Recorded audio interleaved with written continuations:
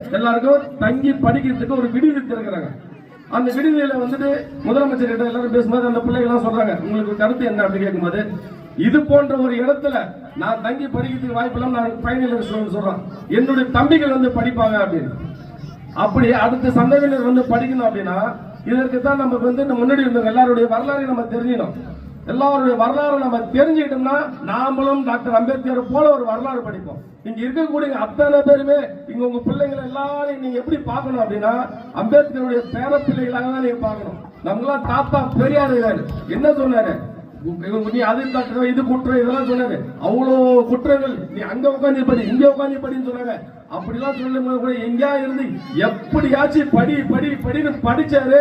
இன்னைக்கு மேலே வந்துட்டாரு. இன்னைக்கு அம்பேத்கர் ஒரு பேரு எப்படியாச்சும் அவருக்கு கொண்டு வந்த சட்டத்தை நிலைகுலை வச்சிடணும் அப்படின்றதுக்காக தான் இந்த ஒன்றிய அரசு, இந்த பாஜகவுடைய ஒன்றிய அரசு கடுமையான திட்டங்களை ரூம் போட்டு யோசனை பண்ணல, அப்படி யோசனை பண்ணி எப்படியோ கெடுக்கிறான். எதை கெடுக்கிறான்? நம்ம பிள்ளைங்க படிக்கிறத கெடுக்கிறான். எதை ஊக்கப்படுத்துறான்? பாண்டிச்சேரி நினைச்சு பாருங்க. பாண்டிச்சேரி பக்கத்துல இருக்கு, உங்களுக்கு பாரல் இருக்கு. இங்க ஏற்கனவே இருந்த பாறை விட இன்னைக்கு அதிகமான பாறை வந்துச்சு. இப்போ எப்படியாச்சும் இருக்கக்கூடிய கல்லூரிகள் எல்லாத்தையும் சாத்தி வைக்கிறாங்க. ஆனா இங்க புதுச்சேரியில கம்பேர் பண்ணி பார்த்துட்டு தமிழ்நாட்டை பாக்குறோம், இருக்க பல்கலைக்கழகங்கள் தொடங்குறாங்க, புதுசா கல்லூரிகள் வருது. படிக்கிற மாணவர்கள் அனைவருக்கும் இலவசம். இன்னைக்கு வந்து நீங்க ஒரு விஷயம் புரிஞ்சுக்கணும், நம்ம பிள்ளைங்களை நாம படிக்க வைக்கணும் அப்படின்னா அந்த பாரம் பெட்ரோல் கிட்ட இல்ல. அந்த பாரத் அனைத்தையும் திராவிட மாடல் அரசினுடைய தமிழ்நாட்டு முதலமைச்சர் முத்துவேல் கருணாநிதி ஸ்டாலின் தன்னுடைய தோல் வச்சு வச்சுட்டார். இவங்க இருக்கக்கூடிய அனைத்து பிள்ளைகளையும் படிக்கிறதுக்கான அனைத்து பொறுப்பும் யார்கிட்ட இருக்குனாக்கா தமிழகத்தினுடைய முதல்வர்கிட்ட இருக்கு. அதனாலதான் அவர் வந்து உங்க பிள்ளைகளை எல்லாத்தையும் நான் படிக்க வைக்கிறேன்னு சொல்லி அவர் படிக்க வைக்கிறதுக்கான அனைத்து வாய்ப்பையும் தர நம்ம தெரிஞ்சுக்கணும்.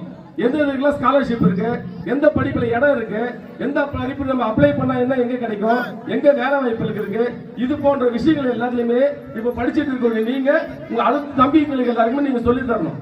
இந்த நிகழ்ச்சி ரொம்ப சிறப்பான நிகழ்ச்சி. நம்ம எல்லாம் ஒன்று கூடி நிக்கிறதுக்கே தடை போட்டிருந்தாங்க. வீட்டை விட்டு வெளியில வர்றதுக்கு தடை, நம்ம பாக்குறதுக்கு தடை, பேசுறதுக்கு தடை.